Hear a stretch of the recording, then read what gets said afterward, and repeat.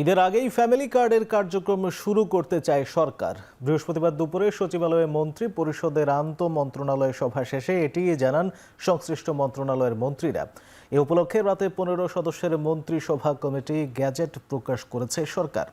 সরকার প্রধান হিসেবে দায়িত্ব নেয়ার দ্বিতীয় দিন সকাল 9:30টায় সচিবালয়ে নিজ দপ্তরে পৌঁছান প্রধানমন্ত্রী তারেক রহমান। এদিন এনএসআই এবং ডিজিএফআই এর মহাপরিচালকদের সাথে আলাদা বৈঠক করেন তিনি। এছাড়া সারা দেশে ফ্যামিলি কার্ড দেওয়ার কর্মপন্থা নিয়ে বৈঠক করেন সংশ্লিষ্ট 12টি মন্ত্রণালয়ের মন্ত্রী ও সচিবরা। বৈঠক শেষে মন্ত্রীরা গণমাধ্যমকে বলেন, শুরুতে কয়েকটি জেলায় অতি দরিদ্রদের হাতে কার্ড পৌঁছানো হবে।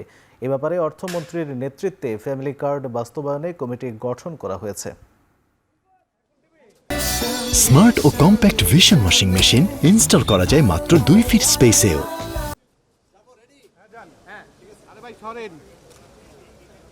এই ঈদের আগেই আমরা পাইলট বেসিসে ফ্যামিলি কার্ড বোধহয় আমরা ওপেন করা যায়, এবং কতটুকু করা যায়, কত দ্রুত করা যায়, সংখ্যায় কি হবে, এ নিয়ে আমরা বোধহয় 2-1 দিনের ভিতরে আমরা ফাইনাল করব। এটা কিন্তু ইউনিভার্সাল, এটাকে কোনো রেস্ট্রিকশন থাকবে না। তবে এটা একটা কমিটি করা হয়েছে, হয়তো শুরু করবে হত দরিদ্র থেকে আরম্ভ করে তারপরে দরিদ্র, তারপরে মধ্যবিত্ত, এইভাবে যাবে। যেহেতু পর্যায়ক্রমে দেশের প্রায় 5 কোটি ফ্যামিলিতে আমরা ফ্যামিলি কার্ড দিব, আমরা সেটাকে মাথায় রেখেই বাস্তবায়নযোগ্যভাবে শুরু করব।